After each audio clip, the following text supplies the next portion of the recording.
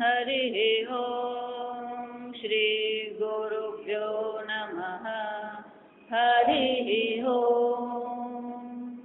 ॐ पार्थाय प्रतिबोधितां भगवता नारायणेन स्वयं व्यासेन ग्रथितां पुराणमुनिना मध्ये महाभारतम् अद्वैतामृतवर्षिणीं भगवतीम् अष्टादशाध्यायिनीम् अम्ब त्वामनुसन्दधामि भगवद्गीते भवद्वेषिणीम् नमोऽस्तु ते व्यासविशालबुद्धे पुल्लारविन्दायतपत्रनेत्र येन त्वया भारततैलपूर्णः प्रज्वालितो ज्ञानमय प्रदीपः यं ब्रह्मा वरुणेन्द्ररुद्रमरुतः स्तुवन्ति दिव्यैस्तवैः वेदैः साङ्गपदक्रमोपनिषदैः गायन्ति यं सामगाः ध्यानावस्थिततद्गतेन मनसा पश्यन्तु यं योगिनः यस्यान्तं न विदुःसुरासुरगणाः देवाय तस्मै नमः। ॐ सहना भवतु सहनौ भुनक्तु सह वीर्यं करवावहै तेजस्विनावधीतमस्तु मा विद्विषावहै। ॐ शान्ति शान्ति शान्तिः। સંપૂર્ણ શાસ્ત્રની દૃષ્ટિ પ્રદાન કરતા શંકરાચાર્યજી આપણને સમજાવે છે કે આ શાસ્ત્રમાં બે જ વિભાગ છે. બે વિભાગ છે અને એ બે વિભાગમાં કર્મ અને જ્ઞાન એમ બે વિભાગ જ્યારે કરવામાં આવે તો કર્મના વિભાગની અંતર્ગત ભક્તિ કહીએ, અષ્ટાંગ યોગ કહીએ, કર્મયોગ કહીએ, આ બધાનો સમાવેશ થઈ જ જાય. કારણ કે બધા છેવટે કર્મ જ છે. એક જ્ઞાન છે જે અકર્તા આત્માનું જ્ઞાન આપે છે, બીજું જે છે એ કેવું છે? કર્મ છે. ભક્તિ પણ છેવટે કર્મ જ છે, અષ્ટાંગ યોગ પણ છેવટે કર્મ જ છે. જો સમજ. અને એટલે શંકરાચાર્યજી કહે છે આ વિભાગ વચન જે કરવામાં આવે છે એટલું જ નહીં, સર્વ કર્મ સંન્યાસ પૂર્વકાત આત્મજ્ઞાન. આ આત્મજ્ઞાન પણ ક્યારે થઈ શકે? સર્વ કર્મ સંન્યાસ પૂર્વકાત. સંપૂર્ણ અધ્યાયનું નામ જ સર્વ કર્મ સંન્યાસ. ચોથો અધ્યાય નામ શું છે? સર્વ કર્મ સંન્યાસ યોગ. કેમ? કારણ કે જ્યાં સુધી કર્મ પર આપણને ભરોસો છે, જ્યાં સુધી આપણે કર્મને સર્વસ્વ માની રહ્યા છે, ત્યાં સુધી આ આત્મજ્ઞાન થવું અશક્ય છે. જો આ બહુ સ્પષ્ટ મનમાં થવું જોઈએ. અને એટલે શંકરાચાર્યજી કહે છે આ કર્મ પ્રત્યે પણ આપણા મનમાં વૈરાગ્ય થવો જોઈએ. તેભ્યઃ વ્યુત્થાય પ્રવ્રજન્તિ. શંકરાચાર્યજી કહે છે આ સર્વથી પણ પુત્રેષ્ણા કહીએ, વિત્તેષ્ણા કહીએ, લોકેષ્ણા કહીએ, આ બધાથી આપણું મન શું થવું જોઈએ? ઉપર ઉઠી જવું જોઈએ. કોઈ વસ્તુ પણ આપણને સ્પર્શી શકે નહીં. જો આ સમજવાનું વારંવાર હું એટલે કહું છું, તમારું મન પ્રસન્ન છે કે નથી? તમારું મન જો પ્રસન્ન નહીં હોય તો ગમે એવું બ્રહ્મજ્ઞાન તમારી પાસે હશે એ બધું બ્રહ્મજ્ઞાન નિષ્ફળ છે. તમારું મન જો પ્રસન્ન નથી તો તમારી ભક્તિ પણ શું છે? નિષ્ફળ છે. મન તમારું પ્રસન્ન રહી શકે છે કે નહીં? અને ક્યારે રહી શકે? આ કર્મ પરનો ભરોસો છૂટે. જો આ સમજજો બરાબર. વાતે વાતે આપણું મન ગુસ્સો કરે છે, વાતે વાતે આપણું મન શું થતું હોય? થોડુંક આપણું ધારેલું નહીં થાય અને આપણું મન શું થઈ જાય? વિચારીશું આપણું મન કેમ ઉદ્વેગ અનુભવે? મનમાં ઉદ્વેગની ભાવના, વિક્ષેપની ભાવના, હતાશા, નિરાશાની ભાવના કેમ છે? જે ગમે જગદગુરુ જગદીશને તે તણો ખરખરો ફોક. પણ આપણે આખો દિવસ શું કરતા હોય? ખરખરો જ કરતા. એમ નહીં માનતા મૃત્યુ થાય ત્યારે જ ખરખરો કરીએ. જો સમજ, સવારથી ઉઠીને સાંજ સુધી આપણે શું કરતા હોઈએ? જો વિચારી જો. હું એટલે તમને વારંવાર કહું છું કે રાત્રે સૂતી વખતે વિચારો કે આજનો દિવસ કેવો પસાર થયો, આજના દિવસમાં કેટલી વાર મારું મન નિરાશ થયું, આજના દિવસના કેટલી વાર મારા મનમાં ક્રોધ આવે, આજના દિવસમાં મારા મનમાં કેટલો વિક્ષેપ આવે, આજના દિવસના મારા મનમાં કેટલો ભોગનો વિચાર આવે. જો સમજો, શંકરાચાર્યજી શું કહે છે? વ્યુત્થાય. આ બધાથી આપણું મન શું થવું જોઈએ? અટકી પડવું જોઈએ, છૂટી જ જવું જોઈએ. જો વિચાર, છૂટી જવું એ સમજવાની વસ્તુ છે. જો વિચાર, નાના બાળક હોય ને, પેલો ફુગ્ગાથી રમતા અને ફુગ્ગો એને શું હોય? ખૂબ વાલો હોય. એને ફુગ્ગો લઈ આપો એટલે ખુશ. પણ જો રમતા રમતા એનો ફુગ્ગો ફૂટી ગયો, પછી તમે એને બીજા 5 ફુગ્ગા લઈ આપો, પણ એ પ્રસન્ન રહેશે? કેમ? મારો ફુગ્ગો ફૂટી ગયો. એ જ બાળક જયારે થોડુંક મોટું થાય, એને પેલી ગાડી રમવા આપીએ, ઢીંગલી રમવા આપીએ, લખોટી રમવા આપીએ, તો પેલો ફુગ્ગો શું થઈ જાય? છોડવો પડે, છૂટી જાય. છૂટી જાય. એનાથી થોડો મોટો થયો, એને ઘર સાયકલ લઈ આપી. જ્યાં સાયકલ લઈ આપી એટલે લખોટી ને બધું શું થઈ જાય? અને નાનો ભાઈ હોય તો બહુ પ્રેમથી, લે તું લખોટી રમજે, હા જા સમજ, બહુ પ્રેમથી કે. તો નાના ભાઈ કશી ખબર પડે નહીં એટલે એ રાજી થતો હોય, જા સમજજો. નાનો ભાઈ રાજી થાય, મારા ભાઈએ મને લખોટી આપી. જા. આ પેલી 2 બહેનો હોય ને, એમાં આવું જ હોય. પેલી મોટી બેનને કપડા એને ટૂંકા પડવા માંડે એટલે પેલી નાની બેનને મળે. પેલી નાની બેન ખુશ થતી હોય, જો મને કપડા મળે. જો વિચારી, એ 2 માં પછી બહુ મજાનું થાય. એ નાની જયારે સમજતી થાય ને, પછી એને ખબર પડે કે બધા કપડા હું કયા પહેરું છું. હમણાં જ એક છોકરીએ મને કીધું, મને કે મારી મમ્મી મને નવા તો લઈ જ નહીં આપે. ત્યાં સમજ, છૂટી જાય. એને શું કહેવાય? છૂટી જાય. છોડવાનું નહીં. છોડે તો મગજ મારી ઈચ્છા, સમજજો. સંન્યાસ એટલે છોડવું નથી, છૂટી જવું. એને શું કહેવાય? સંન્યાસ કહેવાય. જો વિચાર, ઘણી બધી વસ્તુ આપણે છોડી શકીએ છીએ, પણ સર્વકર્મ સંન્યાસ શું થાય છે? શક્ય નથી. જો 5મા અધ્યાયનું નામ શું છે? સંન્યાસ યોગ. 4થા અધ્યાયનું નામ શું છે? સર્વ કર્મ સંન્યાસ યોગ. જા સમજો બરાબર. સંન્યાસ આ કપડા પહેરી લે એટલે પેલો સંન્યાસી કહેવાય, પણ એ સર્વ કર્મ સંન્યાસ તે કરી શકીએ? જો વિચાર, હું એટલે કહું કે તમારી પાસે કેટલું ધન છે ને, તમારું કેવું ઘર છે ને, તમારા કેટલા સગાવાલા છે, એના કરતા મહત્વનું એ છે કે તમારા મનમાં સુખ અને શાંતિનો અનુભવ છે કે નહીં. જો વિચાર, યમરાજા એટલે જ કે છે, નાયમાત્મા પ્રવચનેન લભ્ય ન મેધયા ન બહુના શ્રુતેન.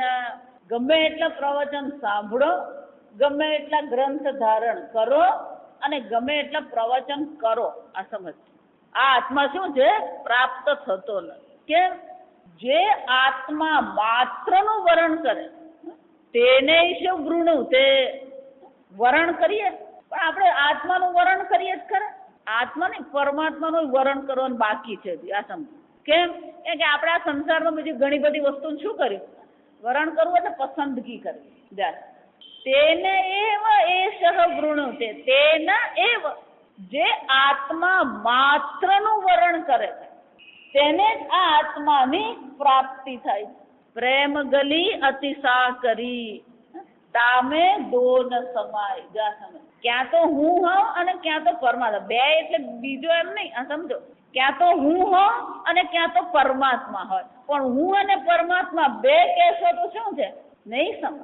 તો પછી આપણે એક કામ કરીએ, આ પરમાત્માને ઉડાડી દઈએ, હું રહું. જા, આપણી પસંદગી. હું ઓગળી જવો જોઈએ અને કોણ રહેવું જોઈએ? પરમાત્મા માત્ર રહેવું.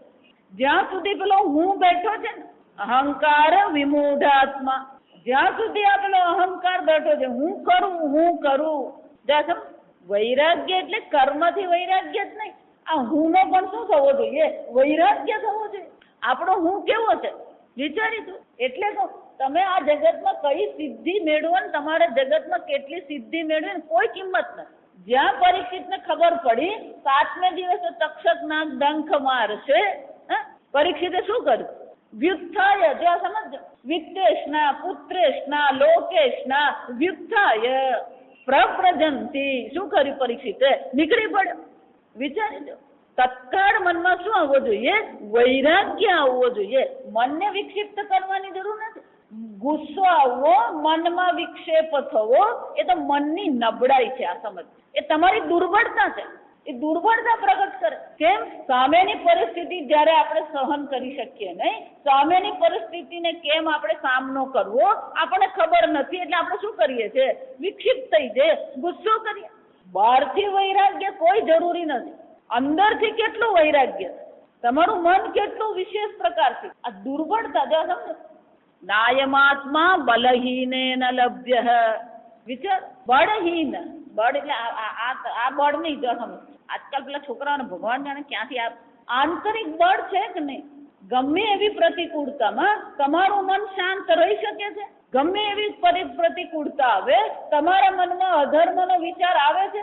અધર્મ કરવો, ક્રોધ કરવો, એ તો શું છે? દુર્બળતા છે.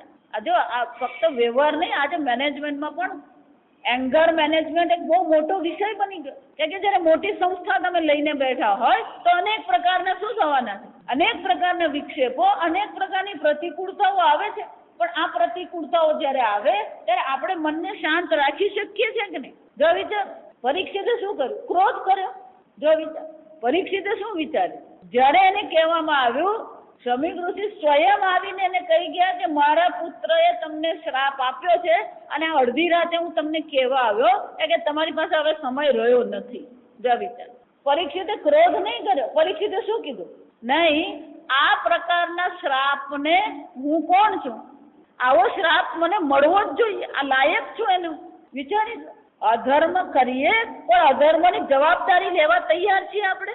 જ્યારે પણ અધર્મ થાય તત્કાળ આપણે આરોપ કોના પર મૂકીએ? ક્રોધ આવ્યો તો કઈ આ પેલો આવતો નથી ને એટલે ક્રોધ આવ્યો, એટલે આપણે આરોપ કોના પર મૂકીએ છીએ? અન્ય પર મૂકીએ. પરીક્ષિતે કોઈ આરોપ નહીં મૂક્યો. પરીક્ષિત એવું નહીં કીધું આ ભૂખ તરસમાં થઈ ગયો હવે એમાં શું શ્રાપ આપવાનો, એમ પરીક્ષિત કહેતા નથી. આ સમજો, કર્મની જવાબદારી આપણી છે. ગમે એવી પ્રતિકૂળતા, સંપૂર્ણ ભાગવત આ જ દર્શાવે છે કે અનેક ભક્તોના જીવનમાં પ્રતિકૂળતા આવી પણ ભગવાન પર એવો ભરોસો હતો કે કોઈ પણ પ્રકારે મનને શું છે? વિક્ષિપ્ત થવા દીધો. આને શું કહેવાય? વ્યુત્થાય પ્રવ્રજન્તિ. સર્વ પ્રકારની કામનાઓ, સર્વ પ્રકારના સંકલ્પોનો એ ત્યાગ કરી દે. વ્યુત્થાનમ આત્માનમ એવ લોકમ ઇચ્છંતઃ. આ વ્યુત્થાનમ નો અર્થ શું થાય? શંકરાચાર્યજી કહે છે વ્યુત્થાનમ એટલે કે એક ને એક માત્ર આત્મા જ જેના માટે જીવનનું લક્ષ્ય છે. અન્ય સર્વ વસ્તુ કેવી છે? ગૌણ બની ગયું છે. આત્માનમ એવ લોકમ ઇચ્છતઃ અકામસ્ય વિહિતમ. અવ્યુત્થાય, આ વૈરાગ્ય, આ સંન્યાસ કોના માટે છે? આત્માની ઈચ્છા સિવાય બીજી કોઈ ઈચ્છા એના મનમાં છે જ નહીં. બીજા અધ્યાયમાં જ ભગવાન આપણને કહેવાના જ છે, જ્યારે પણ ક્રોધ આવે ને, સમજી લો, હું વારંવાર આ કહેતી રહું, ક્રોધ આવે તેનું કારણ 3 જ હોય. ક્યાં તો તમારી ઈચ્છાની પૂર્તિ થઈ નથી, ક્યાં તો તમારો આગ્રહ છે, અને ક્યાં તો તમારી અપેક્ષા છે. આ સમજો, આપણે એવી અપેક્ષા રાખીએ છીએ કે મારું બાળક 90% લાવે, એ ન લાવે એટલે આપણા મનમાં શું આવવાનું? ક્રોધ આવવાનો. આપણો એવો આગ્રહ છે કે આ વ્યક્તિ આ પ્રકારનું જ વર્તન કરવું જોઈએ, એ વર્તન ન થાય એટલે આપણા મનમાં શું આવવાનું? ક્રોધ આવવાનો છે. જો વિચાર, આગ્રહ ને અપેક્ષા છેવટે ઈચ્છા જ છે. તો કોનું ધારેલું થયું? જો એટલે હું વારંવાર કહું, કોનું ધારેલું થયું? તો આપણું ધારેલું થવાનું. ક્રોધ કરીને શું કરશો?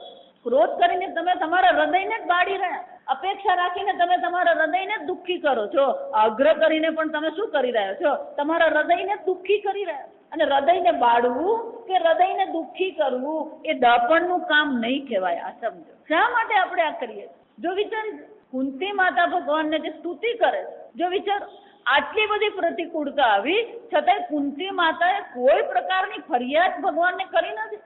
એને ઉપરથી પાછી કુંતી માતા ભગવાનની સ્તુતિ કરે કે ભગવાન તું કેટલો દયાળુ છે. જા વિચાર, આટલા વિઘ્નો જીવનમાં આવ્યા, આટલી પ્રતિકૂળતા જીવનમાં આવી છતાં કુંતી માતા તો ભગવાનને શું કરે છે?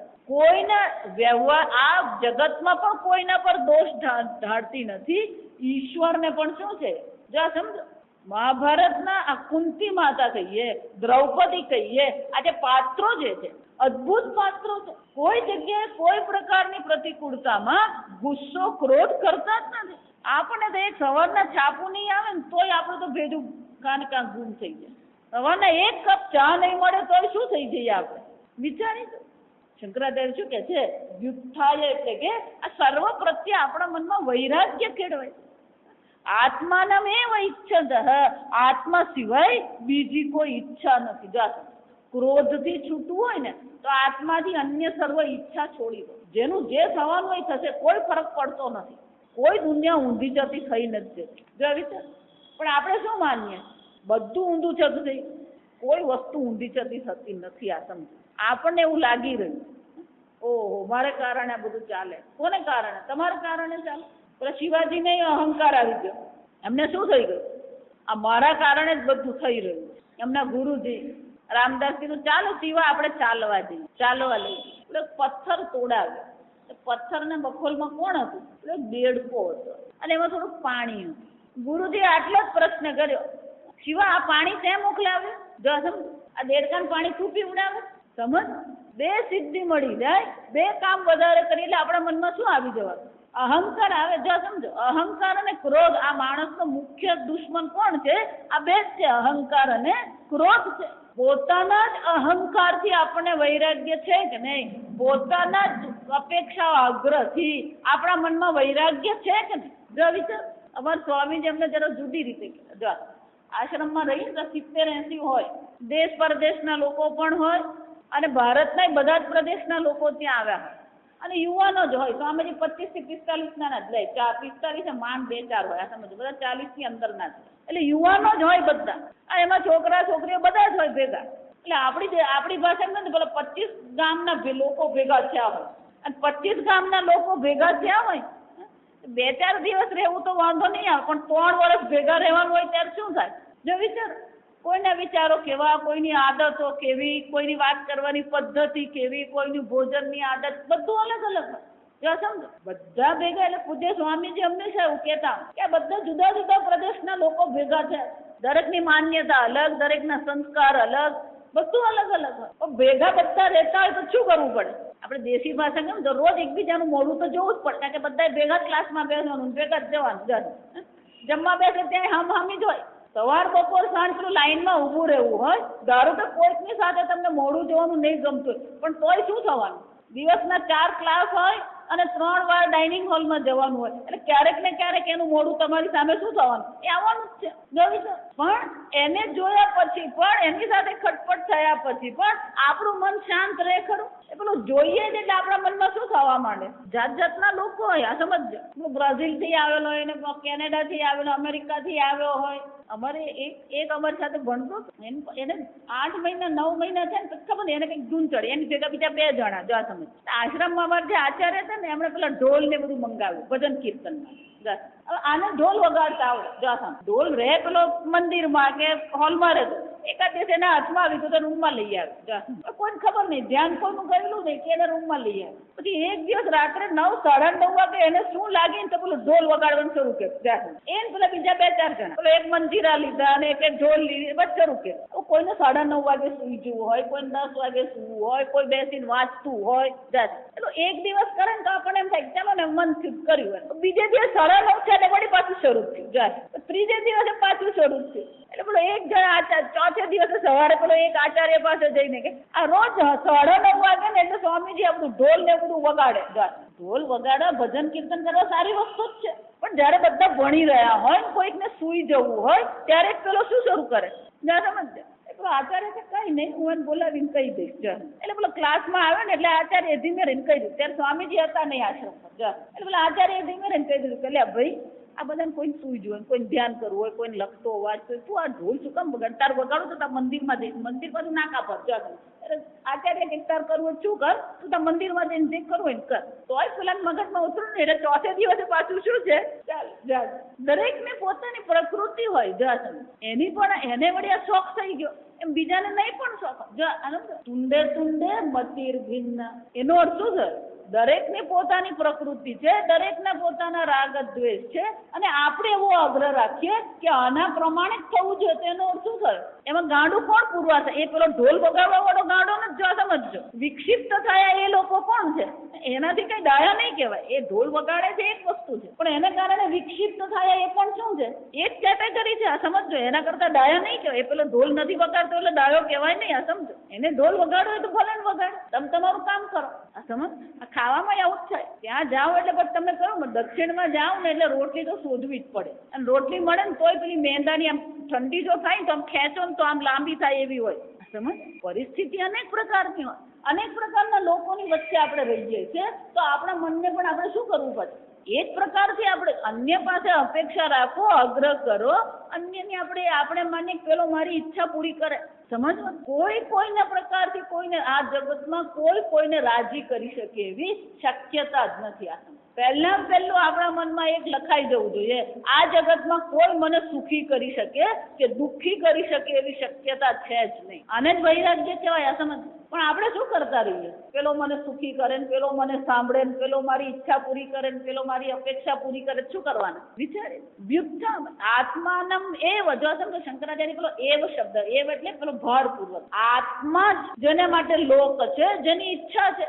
અકામસ્ય વિહિતમ, એ જ અકામસ્ય છે. આત્મા સિવાય અન્ય કોઈનું જે વરણ કરતો નથી એ જ કોણ છે? વૈરાગી છે, સંન્યાસી છે. અને શંકરાચાર્યજી એટલે કે છે કે આ સંન્યાસ પૂર્વક જ આત્મજ્ઞાન શક્ય છે. સંન્યાસ એટલે વારંવાર એટલે કહું છું, આ કપડાં પહેરવા સંન્યાસ નથી. આ સમજ. કપડાં પહેરવા જો સંન્યાસ હોય તો કઈ કેટલાય લોકોનું કલ્યાણ અત્યાર સુધી થઈ ગયું હોય. અકામસ્ય એટલે શું છે? કોઈ ઈચ્છા કરીએ ને મગજમારી જ છે. પણ માતાજી આ ઈચ્છા છૂટતી જ નથી, અપેક્ષા છૂટતી જ નથી. હું તો કોઈ પણ વ્યક્તિ આવું કરે તો એક જ કહું, દુઃખી થા. હાથે કરીને આપણે શું કરતા હોઈએ? દુઃખી જ થઈએ. પેલા નાના છોકરા જેવી હાલત છે આપણી. પેલો 8 મહિનાનો છોકરો હોય કે 80 વર્ષનો ડોસો હોય. આ સમજો.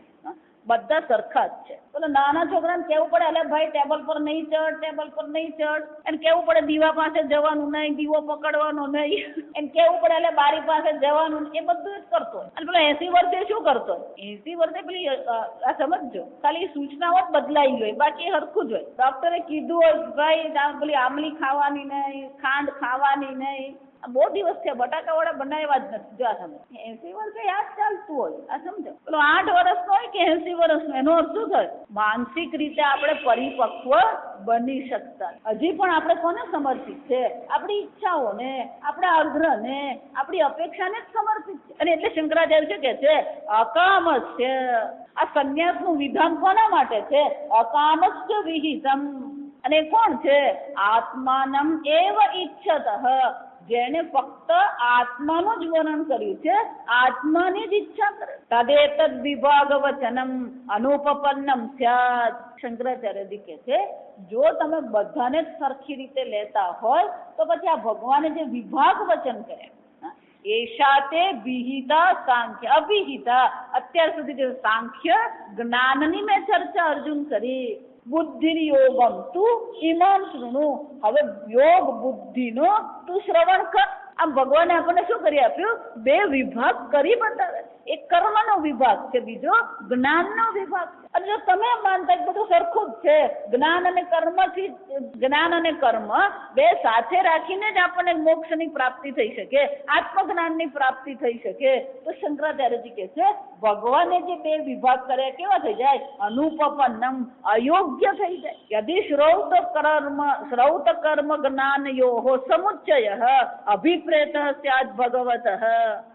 જો ભગવાનનો અભિપ્રાય એવો હોય કે જ્ઞાન અને કર્મ બંનેના સમુચ્ચયથી મોક્ષની પ્રાપ્તિ છે, તો ભગવાને જે 2 વિભાગ કરી બતાવ્યા એ વિભાગ શું થઈ જશે? અયોગ્ય બની જશે. એટલું જ નહીં, સમજો શંકરાચાર્યજી બહુ અદભુત તર્કથી આપણને સમજ કે જો ખરેખર 2 વિભાગ નથી અને બંને ભેગા થઈને જ જો આપણને મોક્ષ આપતા હોય, નચ અર્જુનસ્ય પ્રશ્ન ઉપપન્ન ભવતી. 3જા અધ્યાયમાં જે શરૂઆત થાય છે, અર્જુનના પ્રશ્નથી જે પ્રારંભ થાય છે, એ અર્જુનનો પ્રશ્ન પણ શું થઈ જાય? અયોગ્ય બની જાય. કેમ? અર્જુને પ્રશ્ન શું કર્યો? જાયસી ચેત કર્મણસ્તે મતા બુદ્ધિર જનાર્દન.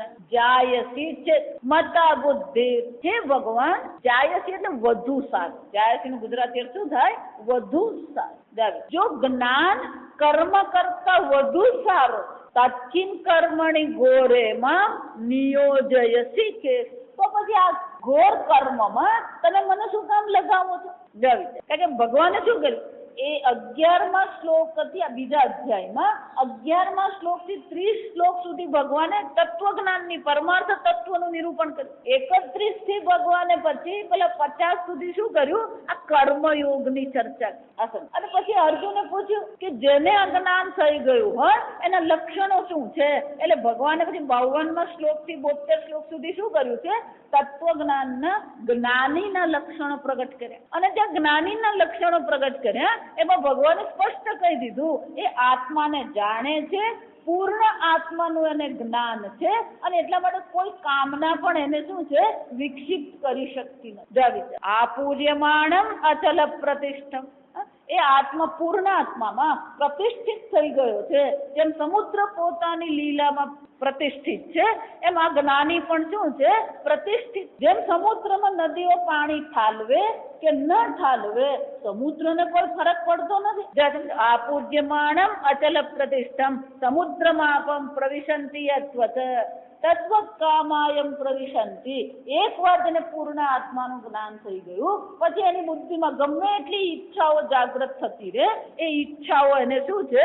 વિક્ષિપ્ત કરતી નથી. તત્વકામાયમ પ્રવિશંતિ સર્વે શાંતિમાં આપનોતી. એને જ શાંતિનો અનુભવ થાય. આમ જ્યાં ભગવાન આ જ્ઞાનની ચર્ચા કરી, બ્રહ્મમાં નિષ્ઠાની એશા તે વિહિતા સાંખ્ય, આ સાંખ્યની ચર્ચા કરતા. એશા બ્રાહ્મી સ્થિતિ પાર્થ અર્જુન, આજ બ્રહ્મની સ્થિતિ, જેની બ્રહ્મમાં સ્થિતિ થઈ ગઈ. ત્યાં બ્રહ્મની સ્થિતિની વાત કરી અને પેલું કર્મયોગમાં ભગવાને એને શું કીધું? તસ્માદ ઉત્તિષ્ઠ ભારત યુદ્ધાય કૃત નિશ્ચય. એટલે અર્જુનના મનમાં થયું ભગવાન બે પ્રકારના આદેશ કરે છે.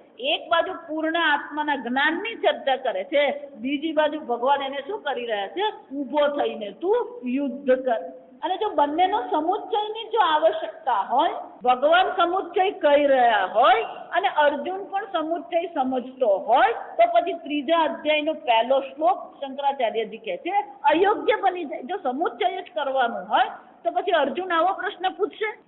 જો જ્ઞાન વધુ સારું છે તો પછી કર્મમાં મને શું કામ જોડો છો? તત્કિમ કર્મણી ઘોરે માં નિયોજયસી કેશવ. સમુચ્ચય જ જો કરવાનો હોય તો પછી એ કર્મ અને જ્ઞાનનો શું છે? આ પ્રકારની ચર્ચા થઈ શકે. એક પુરુષ અનુષ્ઠેયત્વ સંભવમ બુદ્ધિ કર્મણો ભગવતા પૂર્વમ અનુક્તમ કથમ અર્જુન અશ્રુતમ બુદ્ધે ચ કર્મણ જાયસ્વમ ભગવતી અધ્યારોપયેત. શંકરાચાર્ય સરસ વાત. અર્જુને જાણે કે ભગવાન પર શું કર્યો? આરોપ કર્યો. કેમ? ભગવાન તમારી દ્રષ્ટિએ જો જ્ઞાન શ્રેષ્ઠ છે તો પછી તમે મને કર્મમાં શા માટે જોડો છો? આરોપ કરેલો કયો? જો ભગવાન પર એને શું કર્યો? આરોપ કરી દીધો. એટલે શંકરાચાર્યજી કહે છે જો બંનેના સમુચ્ચયની ચર્ચા હોય તો પછી આ પ્રકારથી ભગવાન પર શું છે? આરોપ કરવાનો એને માટે કોઈ પ્રશ્ન રહેતો જ નથી. બીજું, એક પુરુષત્વ અનુષ્ઠેયત્વ. એક જ વ્યક્તિ જ્ઞાન અને કર્મ બંનેનું અનુષ્ઠાન કરી શકે. ગઈકાલે આપણે જોયું ને સ્થિતિ ગતિવત, એ ન્યાયને શું કહેવામાં આવે? સ્થિતિ ગતિવત. તિષ્ઠન ગાયથી કહી શકો, ઉભો ઉભો ગાય રહ્યો છે એમ તમે કહી શકો, પણ ઉભો ઉભો ચાલી રહ્યો છે એવું કહી શકો? એટલે શંકરાચાર્ય કહે છે જ્યારે એક વ્યક્તિ માટે એક જ સમયે જ્ઞાન અને બંને સરખી રીતે એ શક્ય છે જ નહીં. અને જો એ શક્ય નથી તો પછી ભગવાનનો એવો આદેશ છે કે બંને સાથે જ કરે એવું પણ શું છે? શક્ય છે. અને અર્જુન પણ ભગવાન પર જે આરોપ કરી રહ્યો છે વૃષા એવ જાયસી ચેત કર્મણસ્તે મતા બુદ્ધિર જનાર્દન. આમ અર્જુનનો પ્રશ્ન છે મૃષા એટલે કે અયોગ્ય થઈ જાય, નકામો. મૃષા એટલે શું થાય? નકામો થઈ જાય. કિંચ યદિ બુદ્ધિ કર્મણ સર્વેષામ સમુચ્ચય ઉક્ત સ્યાદ અર્જુનસ્ય અપી સૌક્ત એવ.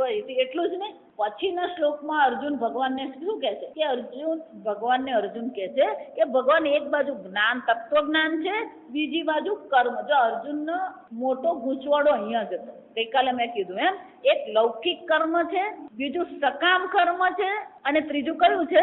નિષ્કામ. લૌકિક કર્મ, સકામ કર્મ અને નિષ્કામ કર્મ. જો બરાબર, નિષ્કામ કર્મને જ આપણે કર્મયોગ કહીએ. એમાં કર્મ બદલવાનું નથી. જે કર્મ કરી રહ્યા છે એને આપણે શું કરવાનું છે? ઈશ્વરાર્પણ બુદ્ધિથી, પ્રસાદ બુદ્ધિથી આપણે કરીએ. તો એમાં કર્મ તો એનું એ જ છે, ફક્ત શું બદલાય છે? આપણી ભાવના બદલાઈ ગઈ. સમજો? તો એનો અર્થ શું થાય? કર્મ તો એ જ છે, પણ એની પાછળની ભાવના આપણી બદલાઈ ગઈ. તો એ ભાવના જે બદલાઈ ગઈ એને આપણે શું કહીએ છીએ? કર્મ યોગ કહીએ. બરાબર. તો કર્મયોગ એ સકામ કર્મ કે લૌકિક કર્મ નથી. જો સમજો, મોટે ભાગે આજકાલ મહાત્માઓ પણ આ બે વસ્તુને ભેગી કરી દે. ઈશ્વરની ભક્તિ પણ બે છે, એક સકામ ભક્તિ છે અને બીજી કઈ છે? નિષ્કામ ભક્તિ છે. સકામ ભક્તિ એટલે કે કોઈક આ લોક કે પરલોકની અંતર્ગત કોઈ વિશેષ પ્રકારની ઈચ્છાની પૂર્તિથી આપણે ભગવાનની ભક્તિ કરીએ, એ સકામ ભક્તિ. નિષ્કામ ભક્તિ એટલે શું છે? ઈશ્વર સિવાય બીજી કોઈ વસ્તુની આપણે પસંદગી કરતા જ નથી. એટલે નિષ્કામ ભક્તિ તો બાજુ જ છે. જો અહીંયા જયારે જ્ઞાન અને કર્મ એમ કહેવામાં આવે ત્યારે કર્મનો અર્થ શું કરવાનો છે? ક્યાં તો એ સકામ કર્મ છે અથવા તો એ કયું છે? લૌકિક કર્મ છે. અને અર્જુન પણ કર્મયોગ સમજવાને બદલે શું સમજતો હતો? આ કર્મ સમજતો. ભગવાન કર્મયોગની ચર્ચા કરતા હતા અને અર્જુન કર્મયોગને શું સમજતો હતો? કર્મ સમજતો. કર્મયોગની જેને સ્પષ્ટતા થતી નથી અને એટલા માટે શું સમજતો હતો? જ્ઞાન અને કર્મ બંને કેવા છે? વિરોધી છે. પણ જ્ઞાન અને કર્મયોગનો વિરોધ છે. ગઈકાલે જોયું એમ કે 12મું પાસ કર્યા પછી જ મેડિકલમાં જવાય. એમ કર્મયોગથી જ આપણા અંતઃકરણની શુદ્ધિ થશે, તો જ પછી બ્રહ્મ જ્ઞાન આપણને થઈ શકે. એનો અર્થ શું થયો? કર્મયોગ અને જ્ઞાન યોગ વિરોધી નથી. જો સમજો, અનેક મહાત્માઓ અહીંયા ઘડી ભૂલ કરી રહ્યા છે, એટલે હું વારંવાર કહું છું. કર્મ અને જ્ઞાનનો વિરોધ એમ કહીએ ત્યારે ત્યાં કર્મ કયું છે? સકામ કર્મ છે અથવા તો લૌકિક કર્મ છે. એટલે અર્જુનની આ સમજ હતી અને એ સમજને ધ્યાનમાં રાખીને જ ભગવાનને એ શું કહે છે? તયોઃ એતયોર એકમ તન્મે બ્રૂહિ સુનિશ્ચિતમ યચ્છ્રેયઃ. ભગવાન ક્યાં તો તમે કર્મની ચર્ચા કરો અને ક્યાં તો તમે શું કરો? જ્ઞાનની ચર્ચા. અને બેમાંથી એકનો નિશ્ચય કરીને શું કરો? યચ્છ્રેય. જો એતયોર એકમ તન્મે બ્રૂહિ સુનિશ્ચિતમ. ભગવાન આ બેમાંથી એકનો નિર્ણય કરો. ક્યાં તો જ્ઞાનની વાત કરો અને ક્યાં તો કર્મની વાત કરો. અત્યારે ભગવાન જવાબ શું આપ્યો? લોકેસ્મિન દ્વિવિધા નિષ્ઠા. ફરી ભગવાન એને સમજાવવાનો પ્રયત્ન કરે છે કે અર્જુન એક જ્ઞાન યોગ છે અને બીજું કયું છે? કર્મ યોગ છે. કર્મનો તો કોઈ પ્રશ્ન અહીંયા છે જ નહીં. એટલે શંકરાચાર્યજી કહે છે આ બેમાંથી એક અર્જુન પૂછી રહ્યો છે. એનો અર્થ શું થયો? જ્ઞાન અને કર્મનો સમુચ્ચય તો ભગવાન પણ કહેવા માંગતા નથી, અર્જુન પણ સમુચ્ચય સમજ્યો નથી. જો એ સમુચ્ચય સમજ્યો હોત તો આવું એ કહેતે નહીં કે બેમાંથી એકનો મને ઉપદેશ કરો. ઇતિ કથમ ઉભયોઃ ઉપદેશ સતી અન્યતર વિષય એવ પ્રશ્ન સ્યાત. જો બંનેના સમુચ્ચયનો બંનેના સમુચ્ચયનો જો ભગવાને ઉપદેશ કર્યો હોત તો બેમાંથી એકની ઈચ્છા માટે અર્જુન આ પ્રશ્ન પૂછતે જ. પણ અર્જુને પ્રશ્ન પૂછ્યો એનો અર્થ શું થયો? અર્જુન પણ સમજે છે કે સમુચ્ચયનો તો કોઈ પ્રશ્ન છે જ નહીં. એટલે શંકરાચાર્ય બહુ સરસ દ્રષ્ટાંત આપે ને, બહુ મજા ના હોય. શંકરાચાર્ય નહીં પિત્ત પ્રશમનાર્થિનઃ વૈદ્યેન મધુરમ શીતમ ચ ભોક્તવ્યમ ઇતિ ઉપદિષ્ટે. જેને પિત્ત થયો હોય ત્યારે વૈદ્ય એને શાની સલાહ આપે? કોઈ ઠંડુ હોય, ઠંડી વસ્તુ લો, અથવા તો શું છે? મધુરમ, કંઈક મીઠું લો. નું સમન શર્કરાથી થાય. એટલે વૈદ્ય એને શું કીધું હોય? કંઈક ઠંડુ છે, કંઈક મીઠું છે, આવું કંઈક ખાવ. આવો જ્યારે વૈદ્ય દ્વારા ઉપદેશ કરવામાં આવે તયોઃ અન્યતર પિત્ત શમન કારણમ બ્રૂહિ ઇતિ પ્રશ્ન સંભવતી. જ્યારે આવું કહેવામાં આવે કે આ પિત્તની શાંતિ માટે તું મધુર અને શીત પદાર્થનું સેવન કર, એવું જ્યારે પ્રશ્ન કરવામાં આવે ત્યારે શું કહેવામાં આવે? ત્યારે પછી એ પૂછવા જશે હું મધુર લઉં કે શીત લઉં? ન સંભવતી. કે મધુર અને શીત પદાર્થ જ પિત્તનું શું કરે છે? શમન કરનાર. અને ભગવાને સ્પષ્ટ જ કહી દીધું કે જ્ઞાનથી જ મોક્ષ છે. મોક્ષ તો શાનાથી છે? જ્ઞાનથી. તારા શોકની નિવૃત્તિ તો કોનાથી થવાની છે? આ જ્ઞાનથી જ છે. અને જ્યારે શોકની નિવૃત્તિ જ્ઞાનથી છે જ એવો ભગવાને સ્પષ્ટ અહીંયા સંકેત આપણે આપ્યો જ છે. અછેદ્યોયમ અદાખ્યોયમ અશોષ્ય અશોષ્ય અક્લેદ્યો નિત્ય સર્વગત સ્થાણુ અચલોયમ સનાતન. અર્જુન, આ આત્મા છે અને એકવાર આ આત્માને જે જાણી લે છે એને માટે પછી શોક નામની વસ્તુ રહેતી જ નથી. આમ ભગવાને સ્પષ્ટ જ કહી દીધું કે શોક મોહ રૂપી સાગરમાંથી પાર થવું હોય તો પોતાના સ્વરૂપને ઓળખી લેવાનું. આ ચર્ચા કર્યા પછી ભગવાન શું કહે છે? જો તને આ આત્મજ્ઞાન થયું નથી, તને આ આત્મ તત્વ સમજાતું નથી, તો પછી અર્જુન તને શાની જરૂર છે? આ કર્મ યોગની જરૂર છે, કર્મની જરૂર નથી. એટલે ભગવાન ત્યાં કોની ચર્ચા કરે? કર્મની ચર્ચા કરી નહીં, કર્મ યોગની. એટલે અર્જુનનો ગૂંચવાડો સમુચ્ચય બાબતે નતો. અર્જુનનો ગૂંચવાડો કયો? તો કર્મ અને કર્મયોગ બાબતે. સમુચ્ચયનો તો કોઈ પ્રશ્ન જ નથી. અને એટલે શંકરાચાર્ય કહે છે કે જે પછી પૂછો શીત અને મધુર પદાર્થનું સેવન કરે એવું જયારે કહેવામાં આવે ત્યારે પેલા એ જઈને પછી પૂછવાનું નહીં હોય કે આ બેમાંથી કોણ પિત્તનું શમન કરશે. અથ અર્જુનસ્ય ભગવતા ઉક્ત વચનાર્થ વિવેક અનવધારણ નિમિત્ત પ્રશ્ન કલ્પ્યતે. ધારો કે એવી કલ્પના કરીએ કે આ ભગવાન દ્વારા જે ઉપદેશ કરવામાં આવ્યો છે એ ઉપદેશ અર્જુન સમજ્યો નથી.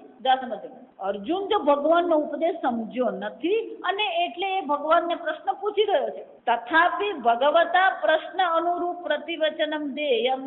છતાં પણ ભગવાને તો શું કરવાનું છે? એના પ્રશ્નને અનુરૂપ જ ઉત્તર આપવાનો છે. મયા બુદ્ધિ કર્મણ સમુચ્ચય ઉક્ત કિમર્થમ ઇત્થમ તમ ભ્રાંત અસિતિ. અર્જુન ભગવાનનો ઉપદેશ સમજ્યો નથી.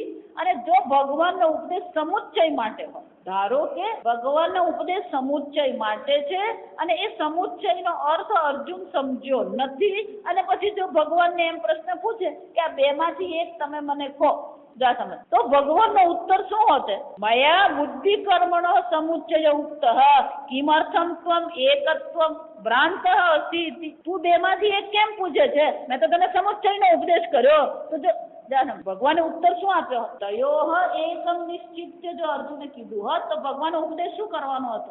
મેં તને સમુચ્ચયની વાત કરી, આ બેમાંથી એકની શું કામ વાત કરે? ભ્રાંત અસિતિ. તું મૂઢ છે, ભ્રાંત થઈ ગયો એવું ભગવાને કહેવાનું હતું. એને બદલે ભગવાને તો શું કીધું? લોકેસ્મિન દ્વિવિધા નિષ્ઠા મયા પ્રોક્ત. અર્જુન, બે જ પ્રકારની નિષ્ઠા મેં બતાવી છે. જ્ઞાન યોગેન સાંખ્યાનામ કર્મ યોગેન યોગીનામ. આ ભગવાન પણ પાછા શું કરી આપે છે? વિભાગ જ કરી આપે છે. સમજો એ સમુચ્ચયનો જો ઉપદેશ હતો ભગવાન એને ખખડાવી જ નાખવાનો હતો કે બેમાંથી એકની ક્યાં ચર્ચા કરે? તો સમુચ્ચયની ચર્ચા કરે. તો ભગવાન એવું કહેતા નથી એને. નતુ પ્રતિવચનમ અનનુરૂપમ પૃષ્ઠાદ અન્યદ્વૈ દ્વે નિશ્ચય મયા પુરા પ્રોક્તે વક્તુમ યુક્તમ. જો સમુચ્ચય જ હોત તો બે પ્રકારની નિષ્ઠાની મેં ચર્ચા કરી છે એવું ભગવાન ક્યારેય કહેતા જ. અને જો ધારો કે ભગવાન એવું કીધું તો પછી અર્જુનના પ્રશ્નને અનુરૂપ એમણે ઉત્તર આપ્યો છે એવું પણ કહી શકાય નહીં. ના અપિસ્માર્તેને એવ કર્મણા બુદ્ધેઃ સમુચ્ચય અભિપ્રેત વિભાગ વચનાદિ સર્વમ ઉપપન્નમ. ના એ બધું બરાબર. શ્રૌત કર્મનો સમુચ્ચય નથી પણ સ્માર્ત કર્મનો સમુચ્ચય ખરો કે નહીં? જાવ શંકરાચાર્ય કહે છે શ્રૌત કર્મ હોય કે સ્માર્ત કર્મ હોય, કોઈ પણ કર્મનો જ્ઞાન સાથે શું છે? સમુચ્ચય સંભવ છે જ નહીં. કિંચ ક્ષત્રિયસ્ય યુદ્ધમ સ્માર્ત કર્મ સ્વધર્મ ઇતિ જાનતઃ. આ યુદ્ધ કર્મ એ કેવું છે? શ્રૌત કર્મ નથી. યુદ્ધ કર્મ કેવું છે? ક્ષત્રિય માટેનું સ્માર્ત કર્મ છે. અને જો સ્માર્ત કર્મ અને જ્ઞાનનો જો સમુચ્ચય હોત તો પછી અર્જુન આવો પ્રશ્ન પૂછશે નહીં. તત્કિમ કર્મણિ ઘોરે મામ નિયોજયસી કેશવ તિ ઉપાલંબ અનુપ. ઉપાલંબ જો ઉપાલંબ એટલે કે આ બડાપો કરવો, આરોપ કરો. તો પછી તમે મને આ ઘોર કર્મમાં શા માટે લગાવો છો? આ અર્જુન શું કરી રહ્યો છે? ભગવાન પર આરોપ કરી રહ્યો છે. જો સ્માર્ત કર્મ અને જ્ઞાનનો સમુચ્ચય ભગવાન કહેતા હોત તો પછી અર્જુન આ પ્રકારથી ભગવાન પર આરોપ પણ કરશે નહીં. તસ્માત ગીતા શાસ્ત્રે, આમ શંકરાચાર્યજી હવે બહુ સુંદર રીતે સમજાવે છે કે તસ્માત એટલે શું થયું, અત્યાર સુધીની જે પણ ચર્ચા કરવામાં આવી એના પરથી આપણે આ નિર્ણય કરી શકીએ. તસ્માત એટલે એટલા માટે. તસ્માતનો અર્થ શું થાય, એટલા માટે ગીતા શાસ્ત્રે ઈશન માત્રેપી શ્રૌતેન સ્માર્તેન કર્મણા આત્મજ્ઞાનસ્ય સમુચ્ચય ન કેનચિત દર્શયિતુમ શક્ય. એનો અર્થ થાય આ ઈશન માત્ર, આ બહુ મજાનું. ઈશન માત્ર એટલે જરાક પણ નહીં. ઈશન એટલે જરાક, સમજ. માતાજી આમ જરાક ઈચ્છા રાખીએ તો ચાલે કે આમ જરાક આમ સંસારની ઈચ્છા ચાલી જાય કે. શંકરાચાર્ય શું કે છે, ઈશન માત્ર પીના કોઈ પણ પ્રકારે આ તત્વ જ્ઞાન અને શ્રૌત કે સ્માર્ત કર્મનું સમુચ્ચય શક્ય છે. જો એટલે હું કહું છું વારંવાર, કર્મયોગ અને જ્ઞાન યોગ છે પણ એને સમુચ્ચય નહીં કહેવાય, એ ક્રમ છે. એ સમુચ્ચય નથી, એ તો શું છે, ક્રમ છે. અને હવે પછી ચર્ચા એ કરશે, કારણ કે શંકરાચાર્યજીને ખબર છે કે જ્યારે હું આ રીતે કર્મને ઉડાવી રહ્યો છે એટલે લોકો કર્મયોગને ઉડાવી દે છે. શંકરાચાર્યજીને ખબર જ છે, એટલે હવે પછી આ ચર્ચા કરવાના. કર્મનો વિરોધ કરીએ છીએ, કર્મયોગનો વિરોધ નથી. કર્મયોગ તો જ્ઞાન યોગ માટે સહકારી છે. એને શું કહેવામાં આવે શાસ્ત્રમાં, સહકારી. સહકારી એટલે ઉપયોગી છે. આ સહકારી સમજાયું છે. આ બધા ટેકનિકલ શબ્દ. માટી ઉપાદાન કારણ છે અને કુંભાર નિમિત્ત કારણ છે. આપણે અનેક વાર જોઈ ગયા. કુંભાર બનાવનાર છે એને નિમિત્ત કારણ છે. માટી જેમાંથી ઘડો બનાવવામાં આવે એને ઉપાદાન કારણ છે. પણ આ બે હવા માત્રથી ઘડો બની જાય. કુંભાર પણ છે, માટી પણ છે, ઘડો બની ગયો. પાણીની જરૂર પડે, દંડની જરૂર પડે, ચાકની જરૂર પડે. ચાક, દંડ, જલ એને સહકારી કારણ છે. એને શું કહેવામાં આવે, સહકાર. મુખ્ય કારણ માટી અને કુંભાર છે, પણ એ કુંભાર માટીમાંથી ઘડો ક્યારે બનાવી શકે, આ ચાક અને દંડ હોય તો. એને સહકારી કારણ. એમ બ્રહ્મ જ્ઞાન જ મોક્ષ આપે. પણ બ્રહ્મ જ્ઞાન મોક્ષ ક્યારે આપે, પેલો કર્મયોગથી અંતઃકરણ શુદ્ધિ થઈ હોય, વિક્ષેપની નિવૃત્તિ હોય, આગ્રહ અપેક્ષાની નિવૃત્તિ હોય તો જ પેલું બ્રહ્મ જ્ઞાન થાય. પણ આગ્રહ, અપેક્ષા, ઈચ્છા આ બધાની નિવૃત્તિ, અંતઃકરણ શુદ્ધિ ક્યારે થશે, કર્મયોગ વિના આ અંતઃકરણની શુદ્ધિ થાય નહીં. એટલે કહું, શંકરાચાર્યજી અહીંયા આગળ બહુ સ્પષ્ટ છે, કર્મયોગ અને જ્ઞાન યોગ ને કોઈ વિરોધ નથી. વિરોધ કોનો છે, જ્ઞાન અને કર્મ. અને કર્મ એમ કહીએ એટલે કયા થઈ જાય, લૌકિક અને સકામ કર્મ. એટલે શંકરાચાર્યજી કહે છે ગીતા શાસ્ત્રમાં કર્મ અને જ્ઞાનનો જરા પણ સમુચ્ચય ભગવાન દર્શાવતા નથી. ઈશન માત્રેણ. જો એટલે કહું કે તમારા મનમાં થોડી પણ જો સંસાર માટેની ઈચ્છા હશે ને તો આ આત્માની પ્રાપ્તિ થઈ શકતી નથી. એટલે એમાં કોઈનો દોષ બતાવવાનો. દોષ કોનો છે, આપણી બુદ્ધિ. આપણામાં આપણને જ આ સંસાર પર તે અહંકાર છે.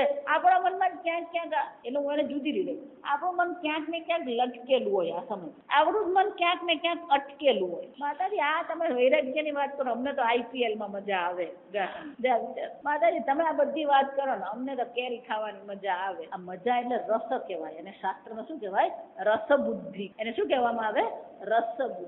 કેરી ખાવામાં કોઈ વાંધો નથી, ક્રિકેટ જોવામાં કઈ વાંધો નથી, પણ એમાં રહેલી જે રસબુદ્ધિ જે છે ને, તો માતાજી રસબુદ્ધિ છે કે નહીં કેમ ખબર પડે. રસબુદ્ધિ છે કે નહીં એ જાણવા માટે માપદંડ છે આપણું. એના વગર આપણને ખાલીપો લાગે ને તો સમજી જવાનું કે એ માટે આપણા મનમાં શું છે.